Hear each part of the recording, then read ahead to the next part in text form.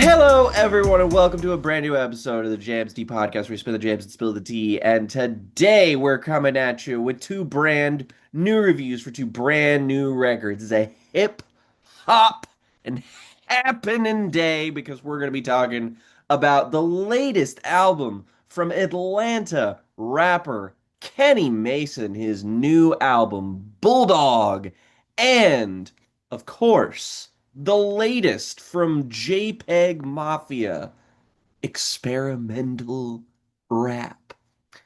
We're going to get things started today with one Mr. Kenny Mason, who is a guy I've actually been watching for a really long time. Old friend of the show, Zach was a guy who I knew and kind of put me on to a lot of new hip hop acts when I first got into rappers, and Kenny Mason was one of the guys that he was watching way back when. So I have technically been paying attention to this guy since gosh, maybe even a little bit before Angelic Hoodrat came out.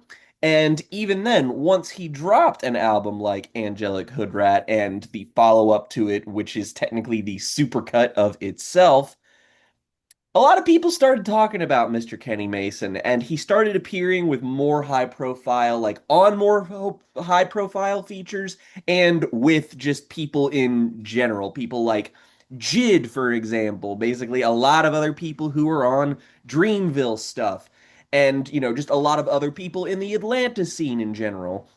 And his profile has kind of slowly been raising. But his last album, 2024's Nine, not that it really failed to make a splash, but it definitely didn't have the impact that you would want from like a bona fide sophomore record. So Bulldawg here kind of feels like the first time where he is putting his best foot forward in the 2020s. And on Bulldawg, we have an interesting record that I have many problems with, but think is so fundamentally rooted in how good of a rapper Kenny Mason is. At the end of the day, that's what this is for. This is the showcase of what it is. But I think that Kenny, as an artist, he's on the threshold, and I'm not sure I have any better of an idea what a Kenny Mason album is supposed to look like. And I feel like we're at a point where he's gonna need to decide what that is going forward, because on here it feels like we are segueing in and out of commercial ideas, more reserved and, contemplative, and just generally speaking, more thoughtful ideas, and a track listing that, I won't lie, it struggles to make sequencing sense to me in a lot of ways. But in the moment with all of these songs, for the most part, I'm enjoying the fact that this is one of the most talented guys working right now. And I'm just a little bit frustrated that the album itself doesn't really cohere a little bit better. But man, again, when you're listening to it in the moment, this thing can be a lot of fun. Yeah, it's a often very loose, often very silly record combining some trap and some rock and alternative rock sensibilities for Kenny Mason that often has a really good bounce to it. Like I love the big horns on Bull Killer with these tight trap flows that he has. Mm. What I got out of this as somebody who's only really familiar with Kenny through his guest appearances in other places is a really deep appreciation for Kenny as a performer on this Hmm. album. There's a lot of great talent and wide range in performance style on this record that is really, really, really interesting to see. But the album itself fails to focus. Songs from one to the other find new ways to balance these two primary aesthetics, the very commercial trap with the more punk rock and alternative rock side of Kenny Mason's performance Hmm. style and his sensibilities, which I do enjoy hearing on a lot of these songs. I think What You Want to Say is probably my favorite song on this record. Um, Last, such a fun song. I like a rapper, and I think we see this a lot in Southern rappers because I was thinking about the Mhm. one song on the J. Cole album that's like this. But I like a rapper that wants to flirt with rock music. I just think it's a really interesting idea, Oh especially, yeah. Southern rock or psychedelic rock pairs really well with Southern hip hop Yes. styles and Southern hip hop composition. So it's always really interesting to see somebody attempt that. And I think what you want to say is a really good example of how these two genres can actually coalesce together very, very well. But my favorite parts on this album are the ones that are its silliest, its most vibrant, but also its most focused. Like, I think my favorite song lyrically on this is Break Time, just Mm. because the idea of talking about fixing up a car as a sex euphemism is really funny, It is. It but he is. commits so hard that I start to believe it becomes like Tatan. It becomes fully eroticized in a convincing manner. Look, all I'm saying is the first rapper that breaks out a cool Julia DeCournau reference in their bars, I'm giving you a 10 out of 10. So rush to be that guy is all I'm saying. But no, I completely agree with you. It's a really unique conceit. And what I like about Kenny is that he's a real no frills guy, but whenever he commits to having like a bit or a conceit of some kind, he will take it to the moon. There are no half measures when it comes to his creativity in a given moment. Yes. And that really shines through in songs that have you can tell that there's a message that Kenny Mason is starting from, like on Test Me, this Mhm. big pump your chest out moment that's got this fine JID verse on it. It's a very non-specific flex A bit of that a is C fun tier to JID verse, which is a good verse, but a very unremarkably good verse. I agree. my standards going into this after seeing some reactions on the timeline were a bit higher than what I got, but it's good. Yeah, It's good. it's solid. It's solid. And the concept of the song works. I like the, serial killer, badass rapper persona that, a lot of these Southern hip hop guys, when they're feeling their wannabe 3-6 Mafia, get into that horror core laden influence, even if it's Going sticking. Memphis mode.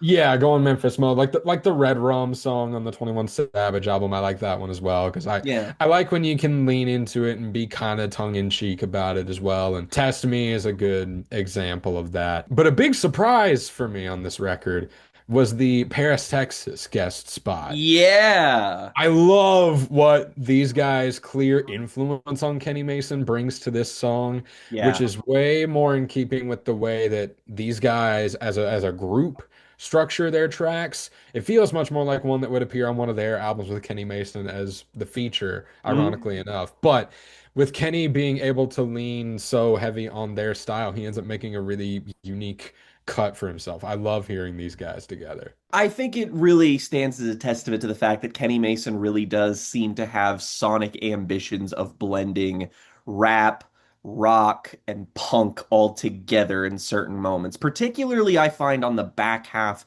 is where this sort of sonic influence manifests the most strongly and the most consistently.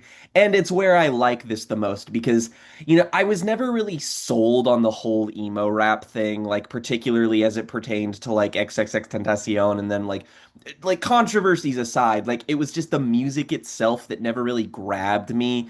And it wasn't until I started hearing more colorful stuff from people like, Denzel Curry or Rico Nasty who were blending shit like, trap metal together that I was just like, okay, this actually sounds like it's going in a direction that I feel like is good and interesting.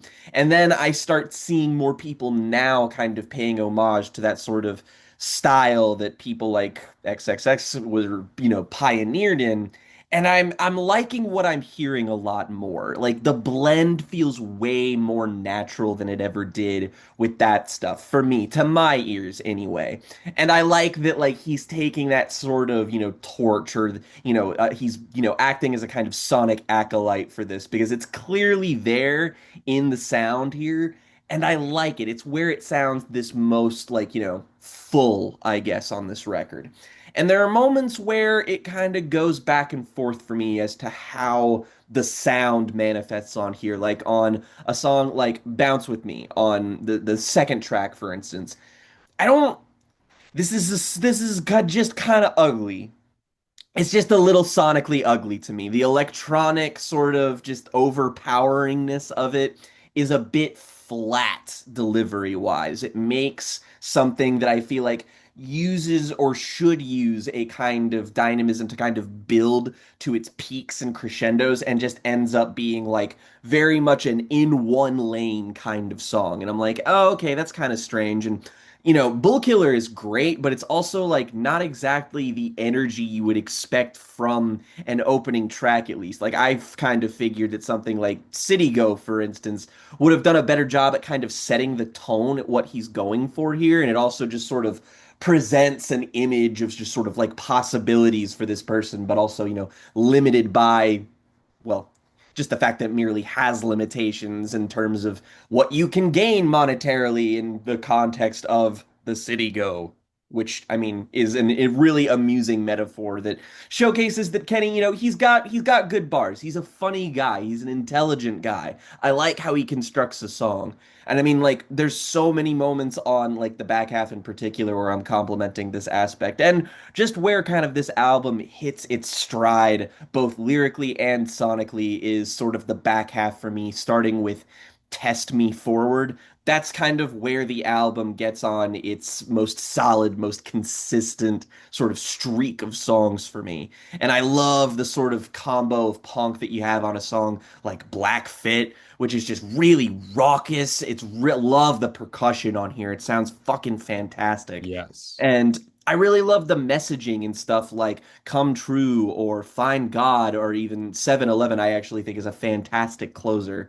But it's also like you have to contend with the fact that you have something like Break Time, which is this interesting song coming after Junkyard Freestyle, which I also don't really understand the sequencing choice of coming after the songs that come before it. And then you have the Here to Stay interlude after that, which is kind of a more chill moment, but also doesn't really work on the songs either side of it for me. It's a very No, I strange mix agree up of with you energies. on most everything you just said. It's a very confusing sequence. I felt kind of insane because it's not like you have a tutorial to tell you somewhere that like, oh, the sequencing on this album is weird, but it's like once I listen to it, I'm like, it definitely feels like not necessarily there are too many cooks in the kitchen, but it sounds like you maybe like some B-sides from like Angelic Hoodrat made it onto here and just kind of got stuck in the track list after hitting remix for a sec. Because again, the second half of this makes way more sense to my ears than the first half does, which I'm just, you kind of have to intuit this as best you can. But the point here is really less in sequencing and more in consistency. In that I feel like if he laid into the things that make his sound unique, aka the rock and rap influences, I feel like if you blended those, you could come up with something really, really special and like pursue it with the aesthetic unity and confidence of somebody like Denzel Curry, who's clearly in your same scene. And in fact, I think that a Kenny Mason and Denzel Curry collab album would knock. I think those two Oh would play off man. each other so fucking well. But like I feel like the aesthetic uniformity of Denzel could potentially tether a performer like Kenny Mason. Like I feel like Kenny is needs to find like a good solid producer, somebody to give his sound some uniformity to work with, but also, let him play with a little bit more creativity. Let him be a little bit more far-reaching with his own sound. But like once he finds that exact way to manifest his uniqueness, then I feel like he's really gonna break through as a performer. Because as it stands, it's like he's just sort of one of those guys who's really cool to look out for. Like, oh, he's on a feature on this song. He's awesome, and his albums are good, very good. I would say that there's select moments on Angelic Hoodrat that are phenomenal. But like he's just a guy who's kind of taken trap about as far as I think that it goes in a modern context, and he needs to pick where he's gonna go next because this doesn't quite feel like a leap forward, but it does feel like a showcase of the fact that the last couple of years he's clearly spent sharpening himself, which is no small feat. Big love to Kenny Mason. Big love to Kenny Mason. And now, the moment that you've all been waiting for. This is one of Have the they? bigger Have album they been releases waiting this for year. this? I mean, in some respect, I suppose, just because JPEG Mafia, on a good day, is an artist you can have only really messy thoughts about. And the only time we've ever covered like a new release of solo Peggy's was when he dropped LP in 2021. And you can tell that the tenor of that review is a little unsteady with our like ground with Peggy. Like we can all sort of preface the fact that we're like, yeah, we don't really fuck with the stuff that this guy says or like does, but like his production's really fucking cool. And we were all very, very positive about that album, but in a way that you could tell was like waning just a little bit.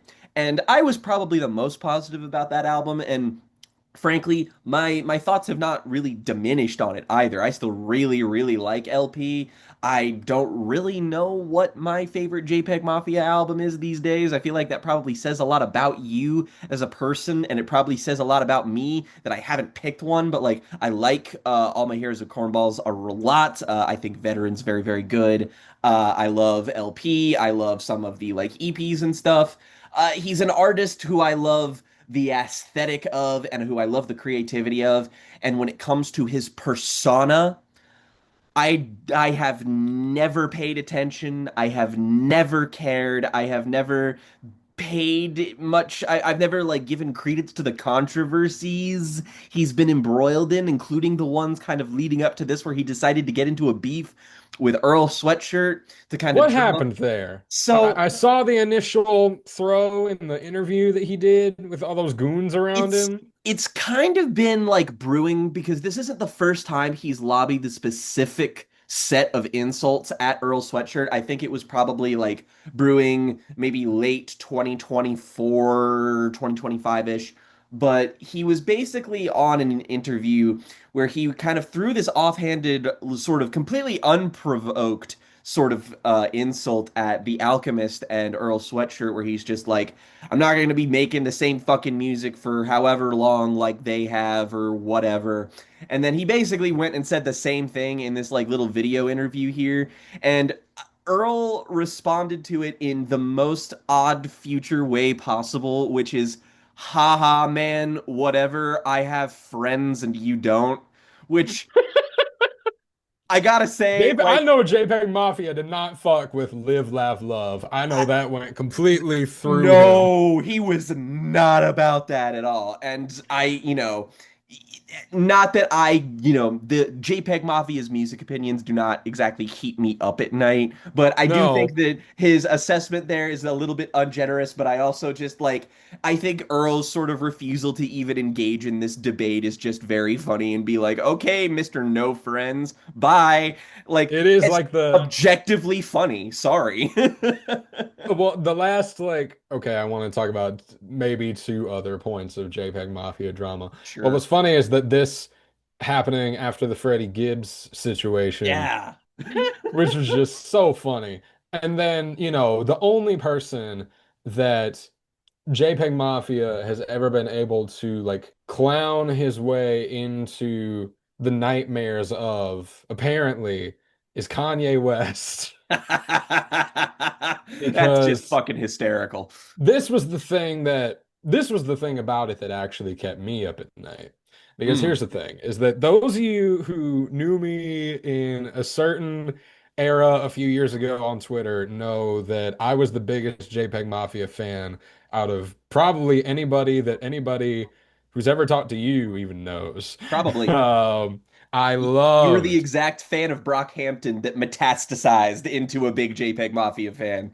I was, and I found the perfect time to do it because I got into Veteran and All My Heroes Are Cornballs right around the time that the rollout for LP was starting. And so I saw him in concert a whole bunch. I went to the Scare in the Hose tour. I saw him open up for Turnstile during the LP era. But I know what that looks like. I've always known what that looks like. A I white can't queer help fan of it. JPEG Mafia, you say? I Are can't those help it. perhaps notions I hear? And so I've always been like conscious about the fact that JPEG Mafia is kind of a weird dude. And not, it's a weirdness that feels like you have to have a certain level of caution to be around. Yeah. And it escalated majorly after the release of LP when he decided he wanted to produce music for Kanye West and worked on Vultures and possibly Vultures 2, I Yeah. think. And so when he posted that picture with Kanye and Kanye was wearing the Burzum shirt, Yep. I knew better than to ever like take stock in any of this man's moves ever again, you know? If Yep. he makes more music and it's good, sure, that might be nice, but I'm not looking to this scene anymore as a like testament to the future of hip hop in a way that I was in like 2022 when I was getting really into him and Danny Brown and Tyler the Creator and all that around the same time and getting learning more about experimental hip hop and which I thought was just, the future. Like I thought LP was the future. Hmm. And I was wrong, thankfully. Not thankfully. I mean, it would have been nice if LP was the future. Yeah. But I Lay Down My Life for You kind of breezed by me. It Me came too. out it came out at a time where I was already just really into Chromacopia, and I said I would get around to this JPEG Mafia record. And then 3 weeks later, GNX came out, and I never listened to I Lay Down My Life for You until a few months later when the director's cut came out Right. in early 2025, which, based on Professor Sky's very positive review, I ended up looking into. And I find a lot of positives in I Lay Down My Life for You, and a lot of positives that build off of good things that came from Scaring the Hose. Like, I'm more mixed on that album, ironically, Hmm. than the biggest JPEG Mafia acolytes might be. But what that album gave us was JPEG wanting to flirt with live instruments. Lots of guitar, lots of drums mixed in with his digital beats. And I Lay Down My Life for You embraces a lot more of that aesthetic along with classic boom bap chipmunk samples of like, Jade songs and this AI Vocaloid cover of a Future song Yep. because JPEG Mafia in that era was very much in his Future bag. He was talking a lot about Future. You could feel a lot of that influence on that record. And then when I saw that he was appearing in videos with like Batman minions around him to promote this album and that it was going to be called experimental rap, I thought, okay, I see what's happening here. This is a heel turn to get everybody to just like look at this in disgust, but still pay attention, right? That's the Yep. key. That when you do something like this, you want the entire range of possible reactions coming at you all at the same time. You want the good faith and the bad faith interpretation of the heel turn. You want the fans to feel betrayed. You want some of the other fans to be secretly kind of into it. I'm not really approaching this from any of those angles because I haven't cared that much about this for 3 years. Like Yep. I was pretty normal about scaring the hose, all things considered. And Ditto. so when going into experimental rap, I realize that I'm listening to a concept album that I don't really much care about the concept of. And what I'm wanting is just to continue the natural progression, right? Continue the build from Scaring the Hose to I Laid Down My Life for You. Do some more of the rap rock stuff. Lean more into those hardcore influences since that seems to be the most successful stuff off of I Laid Down My Life for You is his flirting with like hardcore and punk music, which he's always been able to do. All the way back on Cornballs on Keenan versus Kel, there's Yep. a song that evolves into this very grungy rock number that has always been one of my favorite songs. So I've always known that he's had a record like this in him that's leaning more on hardcore hip hop and industrial hip hop. And I find so many of the choices in production very interesting to look through. Some of them are cliche, like obviously he was going to do something like this eventually, but you kind of just want to see him try to do it. Like when he flips my humps. This is a guy who's interpolated Britney Spears. Him interpolating Fergie is just Yes. natural progression. And that's perfect. I love that. And so Baby Girl is, yeah, classic Peggy, ending on this big rap metal sound. And then I Yep. love the song Burning Hammer. I actually think Yes. that's really, Amazing. really good at bringing out this like big promo cut energy. Because that's Yes. what so much of this album I feel like is chasing. It's chasing the energy of a promo cut of Hmm. Peggy rapping fast and hard over these big, loud, explosive, hardcore industrial beats. But what's changing about the way that JPEG is presenting all of this is that by leaning so hard into persona, the album gets to points where it feels like it has to be a caricature of itself, like on the song Money. Yeah. I do not like this. I do not care for this because the thing about JPEG Mafia that has been fascinating is that he's very good at parody. He's very good at leaning into making fun of a sound or doing something kind of stupid or brash or crass to make a point. But here, all of that brashness feels like it's contributing to what is the total vision for the album, which is the presentation of this heel character that JPEG Mafia now wants to be. And so moving from songs like Burning Hammer to Money, which should feel more like parody, to Pop This Heat, which is back to the more serious, more attempting to straightforwardly establish bona fides and flex and, have all this clever braggadocio. The moments that should stand out as humorous, as satirical, don't feel as in maybe a Verhoeven way that I wanted this album to be able to go. Don't feel as cheeky as they feel in keeping with everything else. Because here's the thing is that Peggy is actively rapping on this more than he has rapped on any other project. There are more words on this album, more flows, more verses, more raps than on any previous project.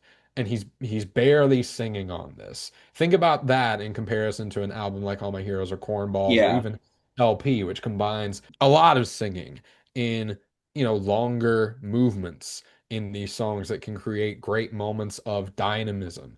This album lacks dynamism fundamentally. Hmm. There's so much of the same JPEG Mafia flow. JPEG Mafia is about to flow on this album. He's leaning on JPEG this. Mafia flow. I'm gonna deliver everything kind of like this. It's sort of like staccato, but I'm going faster. It's that one. That's the one. And it just gets to a point where it becomes monotonous to me. I'm surprised them saying that about an album that has so many different aesthetic choices to pick from. Yeah. But that's the thing is that the lyricism and the performances and the songwriting on this album that necessitates those being able to flourish are making all these songs feel structurally way too similar to each other. And so it's the same kind of verses, it's the same kind of flows, but this is the one that sounds like Mid City And this is the one that sounds like JPEG Mafia leaning in really hard into the Chipmunk soul influences by incorporating these choral vocals.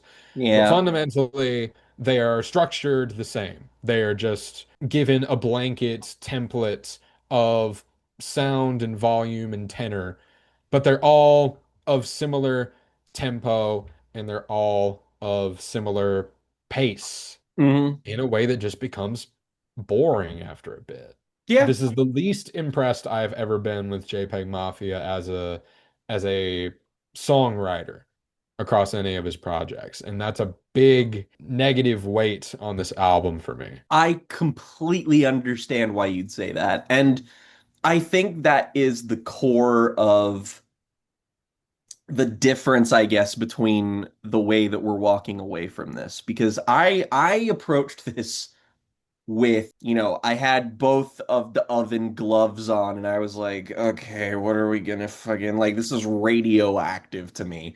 'Cause like I've never really fucked with Peggy as like a presence. I just like the way his music sounds. I realize that makes me sound like a bit of a fucking normie, but also get over yourselves. I'm fucking 28 and I like listening to music. Fucking like sue me, I guess. Fucking, it's okay to listen to some things because they just tickle your brain nice sometimes. Just whatever. But I've never had any illusions about my allegiance to Peggy's music or Peggy's sound. It's like he's a guy who I appreciate for pushing the envelope the way that he does, but like his actual words in his music have never really meant much to me. Like the what JPEG Mafia talks about is always so postmodern and about challenging archetypes, and it's always about like what it means in the context of like his artistry as a whole. And I am one of the people who does not really care about that with him. It's just, some artists you're a fan of to a degree where you're just like, I can encyclopedia list you, every single fact about this person, every canon event that made their albums the way that they are. It's like, nah, I just like Peggy's music. It's decent. I have a good time listening to it. It's creative, it's interesting, it's cool. He doesn't speak to me in the same way that some people in the abstract hip hop ilk perhaps do to some folk that are of, our persuasion or our age, for instance. But I approached this and I saw that the fact that it was getting reactions that were capital M mixed and from like the crowd that normally loves JPEG Mafia a lot. So I was like, oh boy, we're going through some sort of a sea change here because this is the first time that Peggy hasn't really, tightly controlled the narrative of how he was received. It was like every single time he came out with an album, people were like, oh fuck, this new thing is so fucking good. Holy shit. And this is the first time people have been like, to a pretty substantial degree, mind you. And so I'm like, okay, so even if his biggest fans aren't fucking with this heavy, I don't really stand much of a chance. So I listened to this and I was like, oh, okay, I get what this is. This is JPEG Mafia's Donuts. This is JPEG Mafia basically structuring his songs in the same way so that this can be one solid continuous listen. Because I mean, like, it's not a stretch to say that I feel like I don't feel like it's an insane take to say that JPEG Mafia has been chasing the coattails of Jay Dilla perhaps his entire career. That specific kind of sound and energy and spirit as a producer that Jay Dilla once had.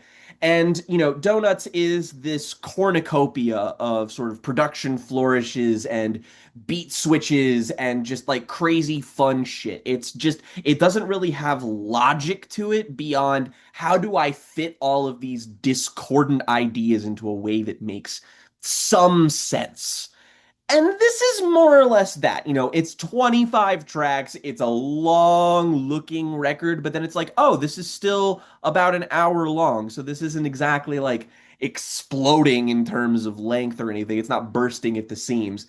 And I first figured, okay, maybe this is going to be, Peggy's Yeezus, where he just kind of leans into this one aspect of himself and it ends up polarizing literally everybody. And I don't quite think that's the case. I kind of think that Peggy skipped making Yeezus altogether and skipped straight to Life of Pablo. Because that's really the only thing I can compare something like this to, not just because of the gospel influences that are on both, but just in the sort of freewheeling, just no rails, just wherever this project wants to go, it just kind of goes there. And it does so by stringing together a lot of JPEG Mafia-esque sounds and ideas, but through a lot of techniques that are way more adjacent to like EDM in sound. Like the font of the story that is this album is EDM. And, I like it. I enjoy it a decent amount actually. As somebody who just kind of depersonalizes JPEG Mafia's lyrics on the whole and just kind of tunes in whenever he happens to say something clever or funny. Yeah, honestly, it was really easy to just enjoy this as an aesthetic exercise and basically nothing else. I enjoyed listening to experimental rap, which if anything, this should be a testament to the fact that I go into everything with an open mind because that little video, the fact that it's called experimental rap, the dude obviously not moving in the way that I personally would like artists that I follow to move in the past 2 years. He was teeing up for a real fucking stinker for me. I was genuinely ready to vastly dislike this. And honestly, I was just like, yeah, okay, you know what? I walked away from this rather positively, honestly. And it's because Peggy is still fundamentally a very solid, very creative, very textural producer that makes a lot of sounds that my brain responds to. He makes a lot of vocal stem core in his hooks and in his delivery. And like, I'm sure that if you break down this album on like a lyrical level, there's probably some, again, postmodern, norm challenging shit that normally we are very big proponents of dissecting and talking about and all of this stuff. But the thing is that I've never really cared about that aspect of JPEG Mafia. His lyricism has always been pageantry to me. It's always been something that I can barely really bring myself to care about. And that's not an indictment on the people who do care about those things. I just personally do not care, and I have not felt compelled to care. And as such, yeah, I think that a lot of the aesthetic collisions on here are unique for him. I think that a lot of them are fun. I think that his sense of rhythm in terms of segueing from idea to idea is it's good enough in energy for me to be able to kind of go with it. But I'm not throwing out the baby with the bathwater here and just saying that because he decided to make his version of donuts, he does it flawlessly. I think that if anything, he trips over himself one too many times trying to make some of these moments super distinct. Like, I was really with this. I was kind of having a good time going through the sort of just general energy and fun buoyancy and like project like this has. And then for some fucking reason, this fucking loser decides to just not just sample, but just basically transpose the entirety of Kanye's Lights into the middle of this album for some fuck ass reason. And I'm like, dude, Insane. it's immersion breaking as all fuck. I'm a guy who's going with the flow here, and you just decided to throw a wrench into your own album's flow for no other reason other than, haha, wouldn't this be funny? Because we all know that's the reason. There's no forethought or like like, no, he just thought it would be fucking funny if he could troll a bunch of people by being like, haha, I'm working with Kanye. And it's like, dude, you are letting your ego get in the way of making better music. And that's the real problem here is that even as somebody who is detached from this and detached from him and enjoys this record, he is still standing in the way of making his own music better. And that's a That's the problem. that's the frustrating thing about this whole Kanye thing is that I really don't care if you make music with Kanye. That doesn't actually bother me all that much. As long as you're not saying weird shit, I don't know.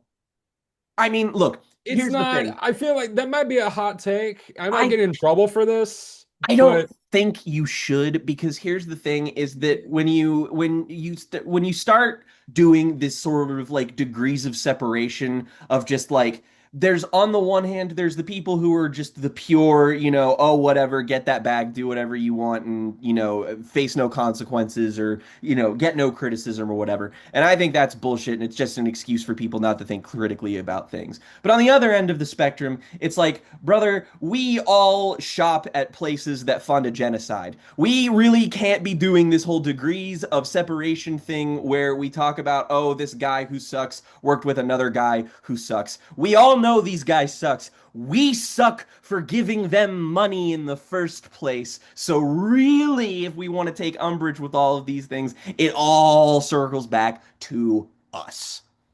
the Just saying. point, the point that I want to make about this is that the album gets bogged down in the moments where he stops to troll and also defend himself at the same time. Yes, I And don't that's care. just like, I don't like that energy. I Just don't. like it's I'm not, it doesn't revolted. lock me into this. It takes me out of it. It shatters the immersion, man. You're doing a bad job at what you're trying to do here.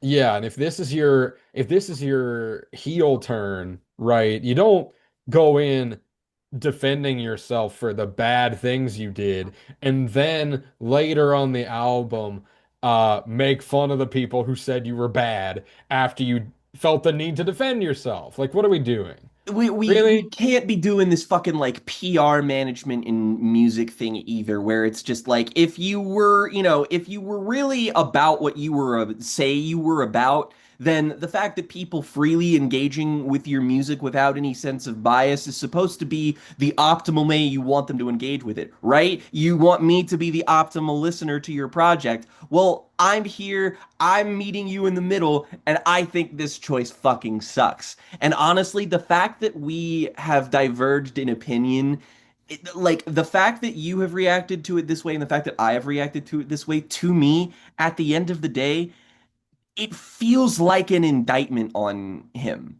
It feels like the Like fact I that should we be into have, this and you should not be. Is that what you're yes, saying? the fact that the schism exists between us kind of means that to me, despite the fact that I like this album, it's kind of an artistic failure.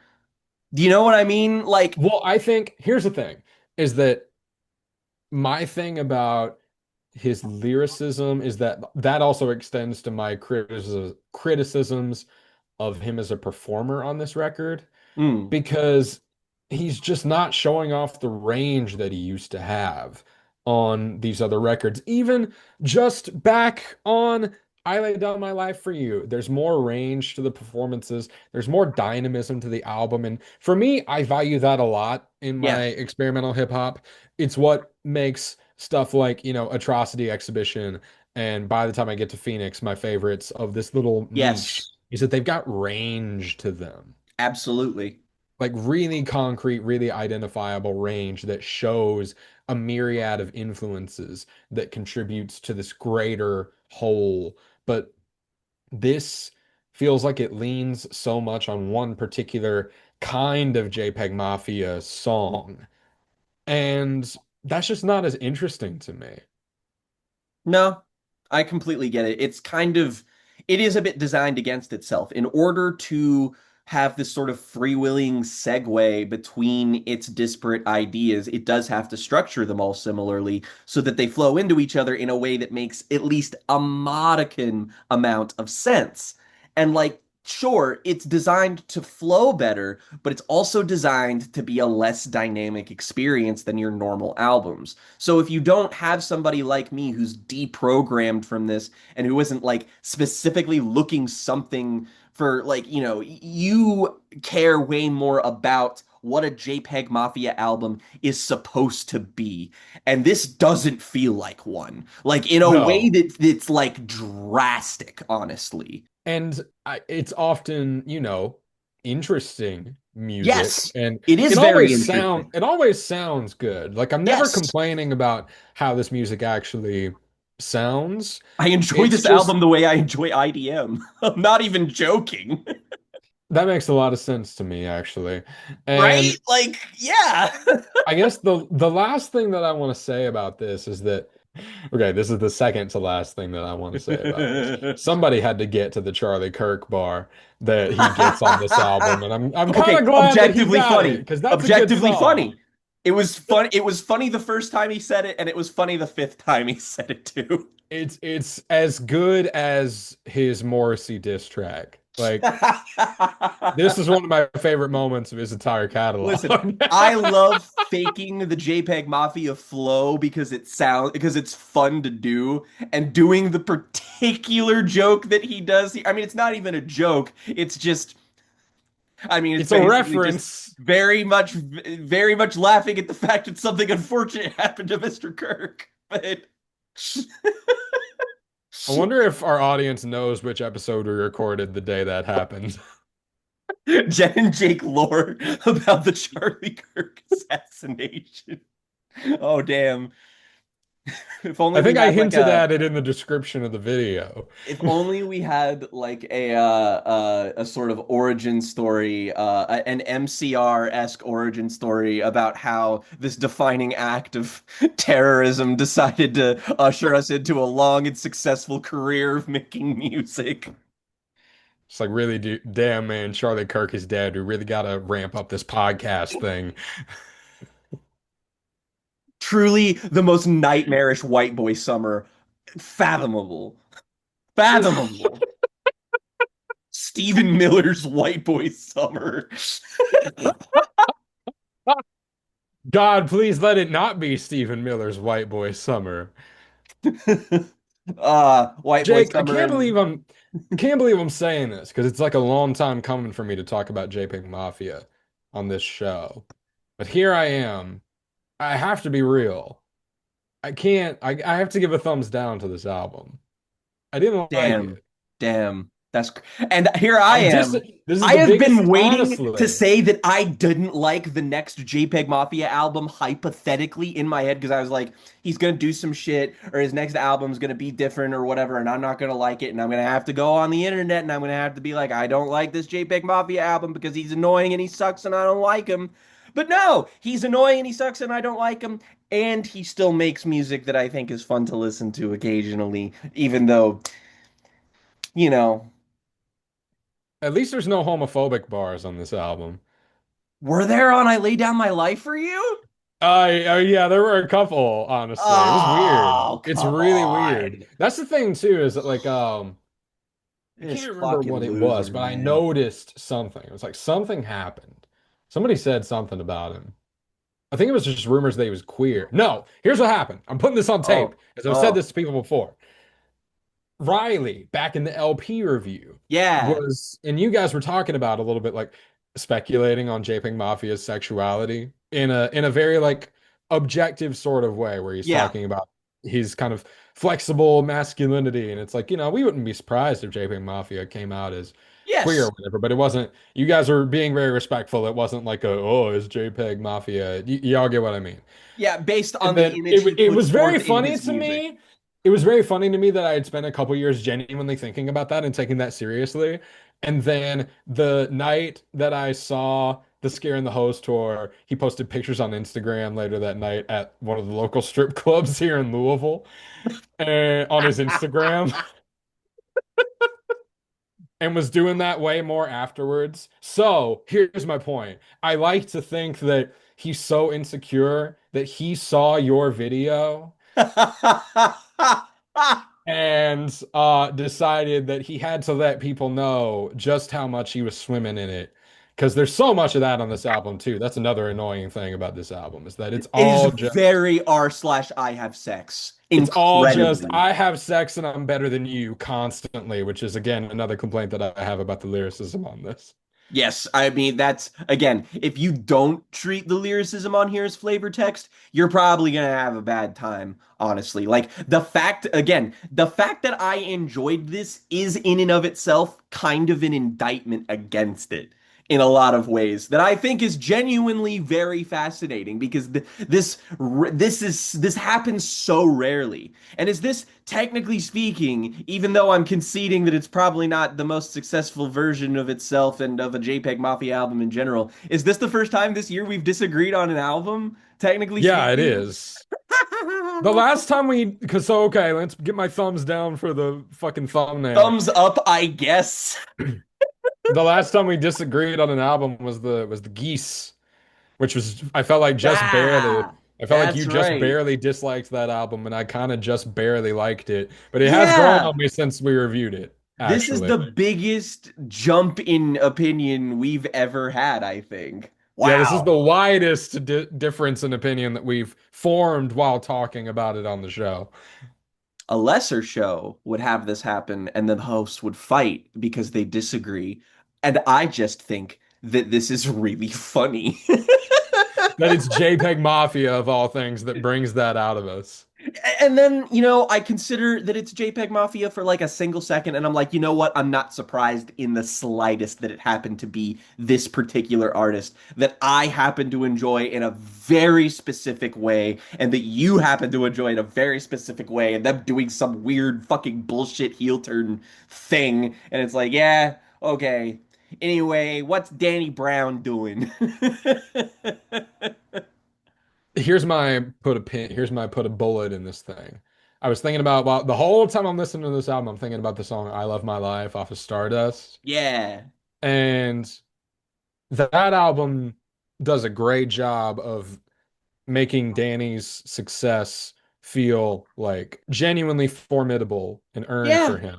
And like he's really Like he earned benefited. that shit. He earned that. And when he says, I got my paper up and the break beat comes in, it's like, ah, yes. Like that is how we get it out the mud. You have to Yes. get your paper up. There's So it's harmony fine to there. celebrate it. But this album is just so much like him, JPEG Mafia flexing feels suffocating. And Danny's felt inviting. Liberating. It's It felt yes. liberating. It's if anything, like of them two, of that duo now, I feel like these last two albums have proved beyond the shadow of a doubt like what their strengths really are, and maybe that like I feel like we have all taken maybe Danny's pen game for granted, and Stardust really showcased how fantastic he was at that, and about how good he is at just crafting a narrative for himself as a figure. And now I do genuinely think that Peggy's at the point where it's like I think you're struggling to define yourself. I don't really know. Like you have this sort of you're taking on this moniker of, experimental rap, and it's like, are you taking on a broad label because a more specific one can't quite fit you right now? Because I don't really feel like I happen to enjoy this little experiment of yours, but it doesn't really feel like you enjoyed it. It doesn't really feel like you have confidence in where you're going right now. So I'm like, I don't know. The water feels a bit tumultuous after this release, you know? Yeah, and it's a rap album in the same way that like 21 Pilots' Blurry Face is a rock album. There's just so many aesthetic choices that you run out of things to call it. Yeah, and then at some point it's just like, well, why just call it that? It's like a bunch of other things too that could just as easily apply. And honestly, I feel like in a move that maybe I may say something brave and controversial here.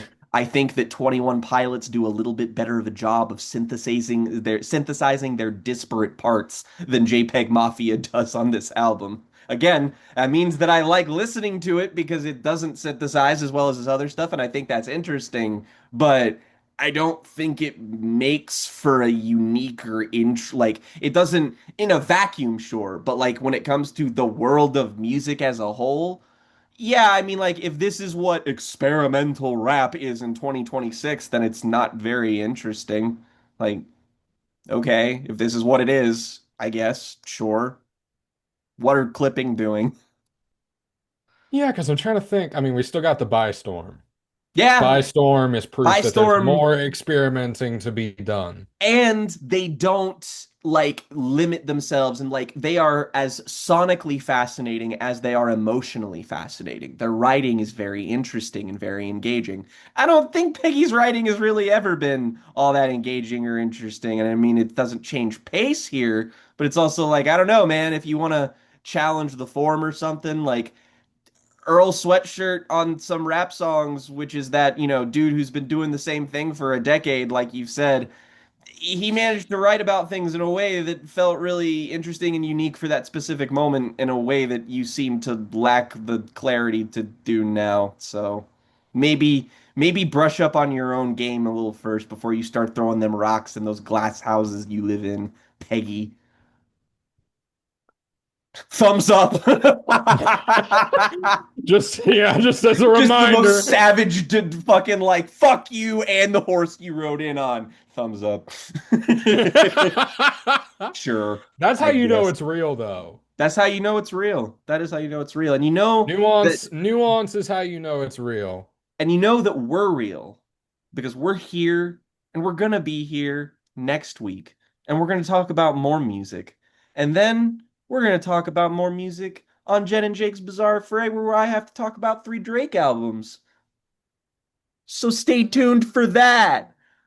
Boo indeed, Rhiannon. Tomato, tomato, tomato. And as always, folks, we love you. Drop some stuff in the comments below. And as always, rock over London. Rock on Chicago. Coles, expect great things.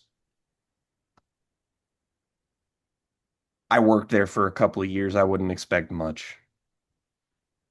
In fact, I wouldn't expect shit.